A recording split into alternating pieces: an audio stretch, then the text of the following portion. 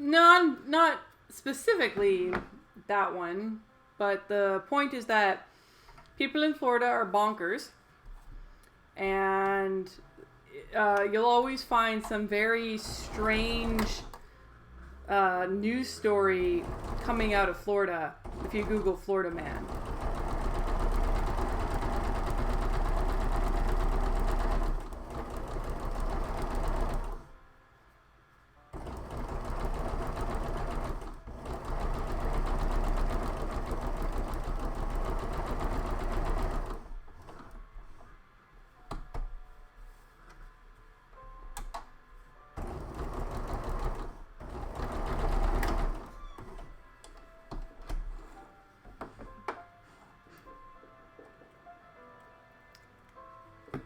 I can hear fireworks in the background where I am.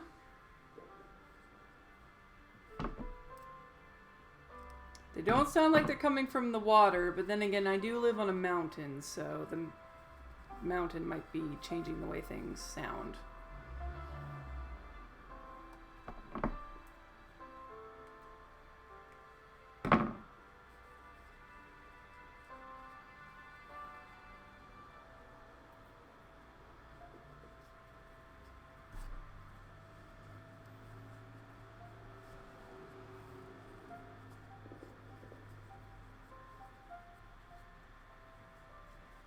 So this bow tie I'm making right now is a TARDIS bow tie.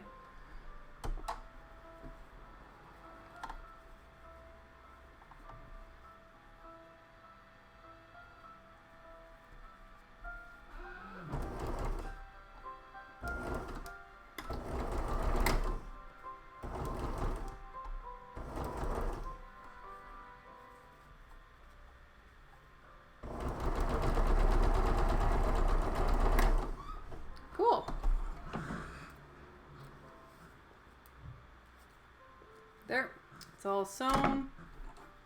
So I like to do a whole bunch in a batch. So there's one TARDIS bow tie. Now this is a bow tie bow tie. A bow tie with bow ties. No, it's a bow tie. Bow ties don't have anything on the inside of them. That's not how they work.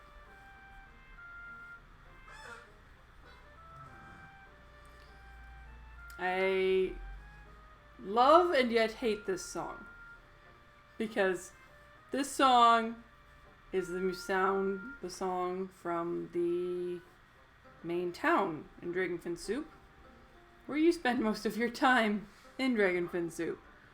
So this song haunts my nightmares.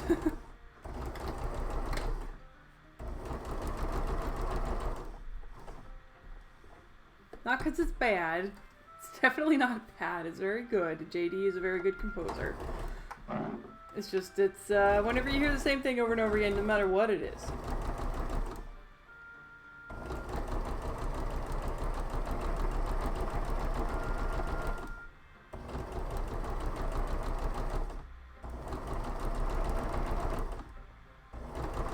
I don't know which side is up. I guess I have to pick a side that's up. Let's say the side is not up.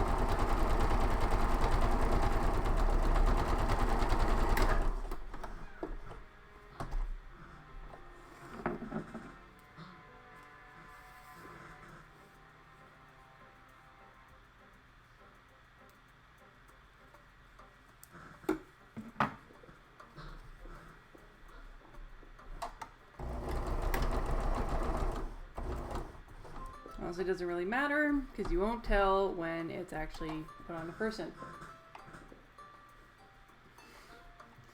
In all fairness, police boxes don't generally work that way.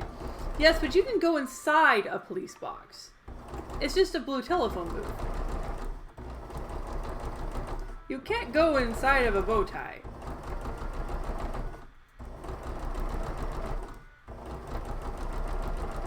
There's no inside to a bow tie. Okay, well actually no, that's not true. There is an inside to the bow tie. Right now it's inside out, and then and then you take it, put it outside right.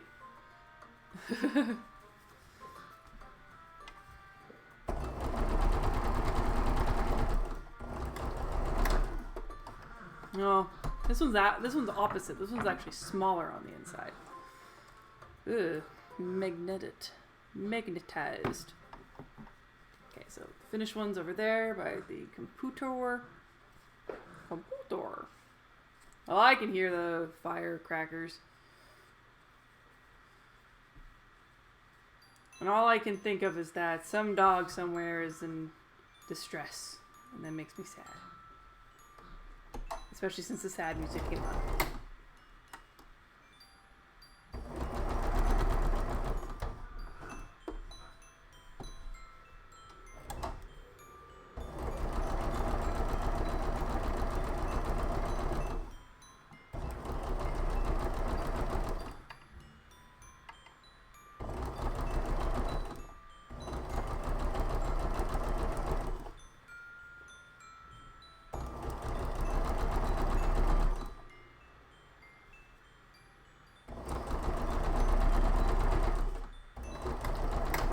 So with bow ties, you make them opposite and then you attach them in the center. Pretty simple.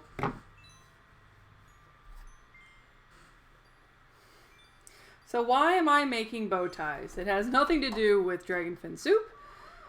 It has to do with a Comic-Con that I have an Artist Alley booth at on November 11th to 13th. And then Christmas shows afterwards. And you guys might be able to see the utter boringness that goes into making the cool stuff that geeky folks like to wear.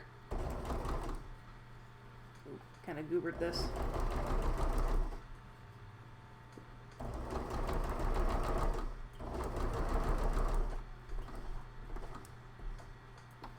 Bow ties are cool, but they're kind of boring to make.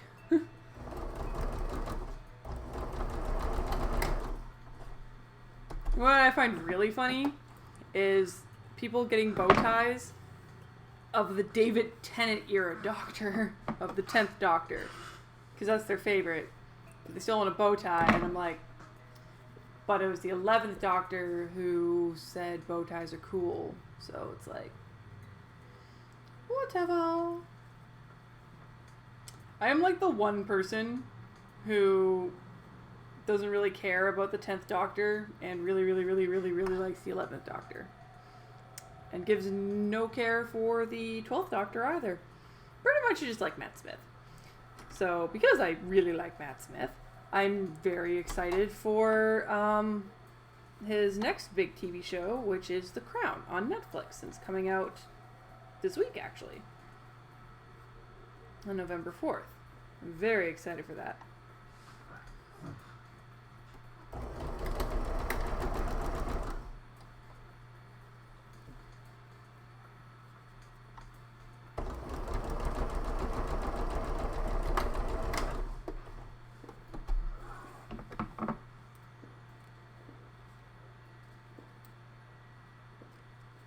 This is a continuous line of what are those called? Fireworks. There's just a shit ton of them going on right now. Pardon my French. Merde. That's French for shit. You learn something new every day. Again, way too much lining.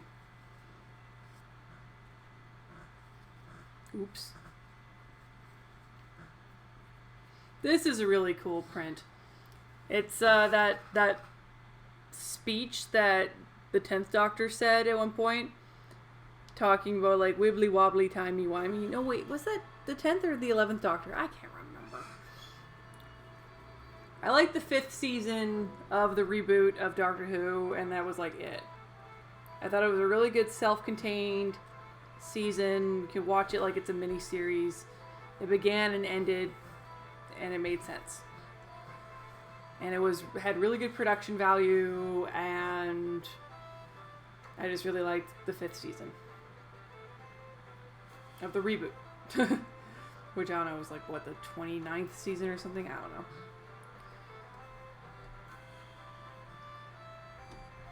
But my main problem with every single Doctor Who is that it has no purpose. No consequences to anybody's actions. Except for, like, maybe when, Amy and Rory got stuck in the 40s. I don't know. It was all very strange. Though I did really, really like the opening episode to season 6. That was legitimately scary. Scarier than any horror movie.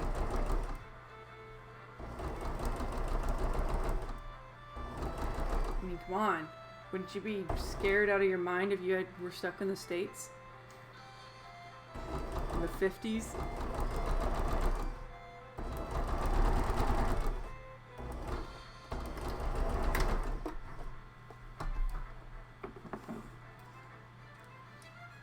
Why couldn't you stand Matt Smith?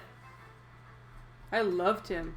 I thought he captured the whole ancient, unknowable, godlike being in the body of a young person having no idea what to do, and like had me like really scary and quiet and being really funny and goofy with kids. I loved it. He was so cute.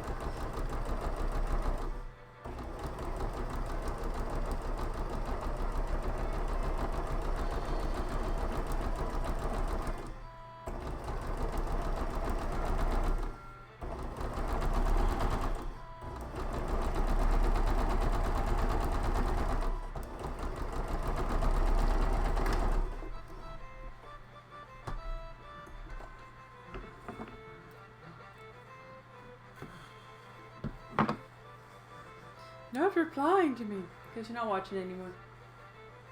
Also, J-Rab, why do you have a crown next to your name? I don't know enough about Twitch to understand why you have a crown. Maybe because you, like, talk to us a lot, which I appreciate.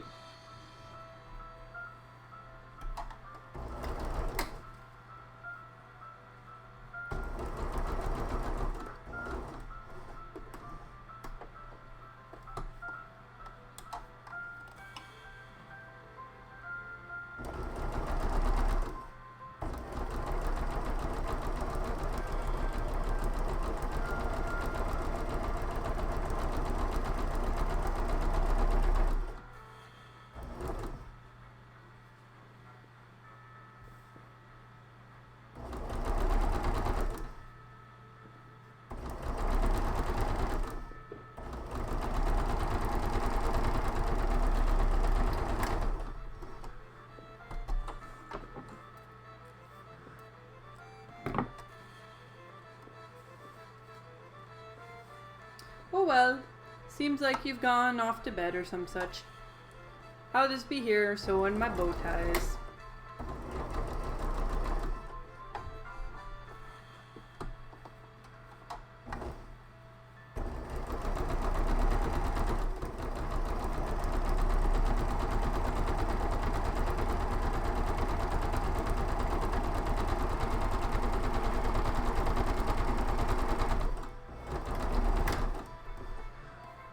I mean, I don't...